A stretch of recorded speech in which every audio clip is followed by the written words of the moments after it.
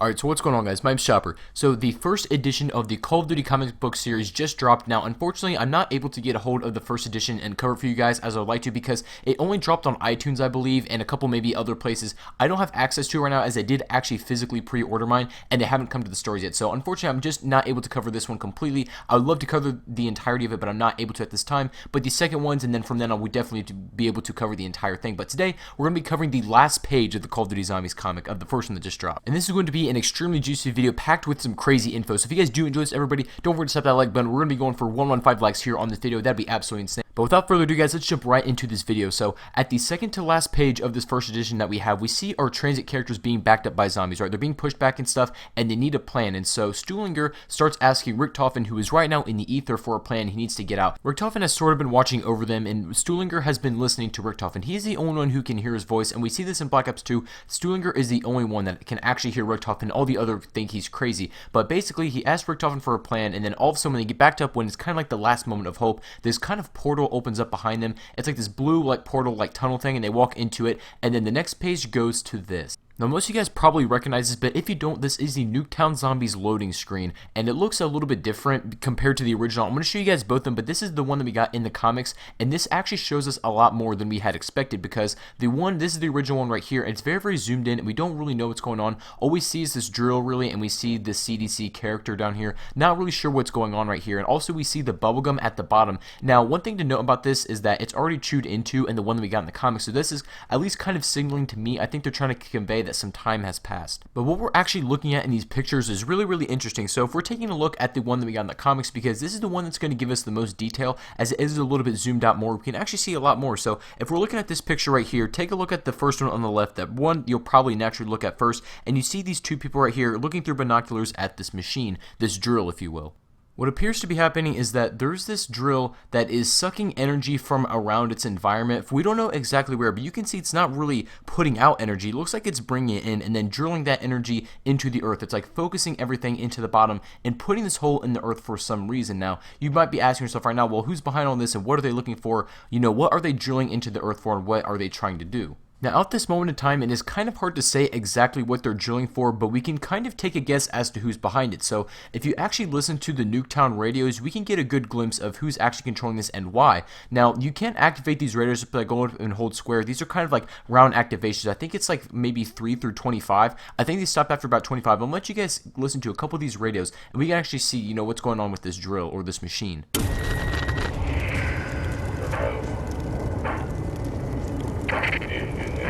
I should have invented an egg-moving robot. Stupid masses. These rules. Stupid accent. Login. Teddy. Password? Entire. Unknown, but that's why no one would guess it.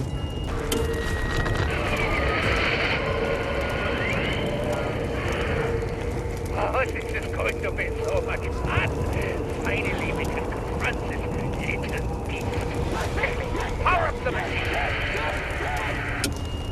So those are some of the radios found in this map. Now, I didn't actually give you every single one that's in it, but I just gave you probably the most important ones, and as you could tell just from listening to whose voice this is, we know who is now behind this whole operation and this endeavor, who's actually running this machine. This be none other than Dr. Richtofen. Now, this is the 1.0 Dr. Richtofen. Just keep that in mind, don't think it's the 2.0. This is the 1.0 Dr. Richtofen, and he seems to be powering up this machine in order to get a hold of Samantha. But the way Richtofen talks about her is not in a very friendly way. He has some very ill will towards Samantha at this moment, and he even goes as far as to call her little beast in that last radio that you guys just heard. So why is Richtofen acting like this? But before we answer that question, we gotta understand what kind of Richtofen we're dealing with here. We are not dealing with the Richtofen 2.0, who's pretty much chill and mildly mannered, pretty much through all of Black Ops 3 Zombies. This is actually Richthofen 1.0, and this is the power-hungry Richtofen, the crazy doctor that we've known since World at War, and this is, you know, his power-hungry version of him, the one who only wants to basically rule the universe. And what we see right here being enacted by Richtofen is he's powering up this device, some drill or some sort of machine. It honestly looks like a drill, but it could be something else. But whatever he's doing is he's powering up this machine in order to confront Samantha. Maybe a possible explanation is to switch back bodies. Maybe that's what's upset about. We don't know, but he is in his ethereal form right now, and he's probably using these workers over here at this Nuketown facility, whoever's controlling this machine, to actually get this done for him. And we also know that Maxis does not approve of this whatsoever, and the first trailer that I showed you guys, he basically is calling Maxis stupid, and this is not the Richthofen and Maxis relationship that we see in Black Ops 3, where they're actually kind of like buddy-buddy. This was Black Ops 2, when they were basically the two main antagonists. Like, they were fighting against each other this entire time, and you use the transit crew to either pick one side or the other and fight for them and give them power through the pylons. And this is essentially the conflict that we're still seeing on take place to this day. Richtofen and Maxis definitely don't agree, and Richtofen is going ahead with a plan that Maxis will not approve of, at all. And so he's powering up this device, and the reason why Maxis most likely disagrees with what Richthofen is doing is because he wants to protect Samantha. Richthofen is literally singling out Samantha right now in order to, kind of get to her, but however this drill is going to get to her is not really clear at this point, because unless